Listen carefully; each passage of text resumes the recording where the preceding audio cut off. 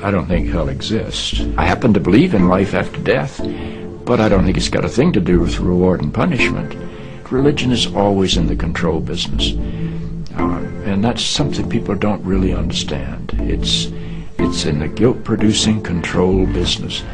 And if you have heaven as a place where you're rewarded for your goodness and hell as a place where you're punished for your evil, then you sort of have control of the population. And so they create this fiery place, which has quite literally scared the hell out of a lot of people throughout Christian history. And it's part of a control tactic. Wait a minute, you're saying that hell, the idea of a place under the earth or somewhere where you're tormented for an eternity, is actually an invention of the church? I think the church fired its furnaces hotter than anybody else. But I think there's a sense in most religious life of reward and punishment in some form. The church doesn't like for people to grow up, because you can't control grown-ups. That's why we talk about being born again. When you're born again, you're still a child. The people don't need to be born again. They need to grow up. They need to accept their responsibility for themselves and the world.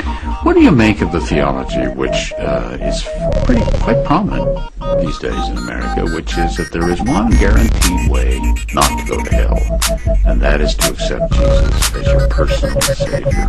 I grew up in that tradition. Every church I know claims that we are the true church, and they have some ultimate authority. We have the infallible Pope, we have the inerrant Bible. The idea that the truth of God can be found in any human system, by any human creed, by any human book, is almost beyond imagination for me. I mean, God is not a Christian.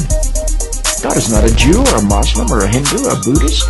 All of those are human systems which human beings have created to try to help us walk into the mystery of God. I honor my tradition. I walk through my tradition. But I don't believe my tradition defines God. I think it only points me to God. You and I are emerging people, not fallen people. Our problem is not that we are born in sin.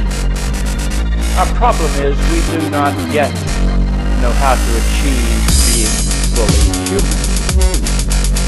The function of the Christ is not to rescue the sinners, but to empower you and to call you to be more deeply and fully human than you've ever realized there was the potential within you to be.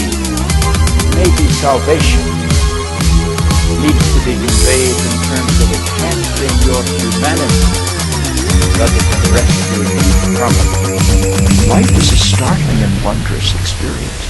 And eventually I think we're going to discover that God is unfolding through the life of our consciousness and our self-consciousness and is not a apparent figure up in the sky. But I believe because I'm related to something that is not bound by time and space, that I will share in whatever God's eternity is.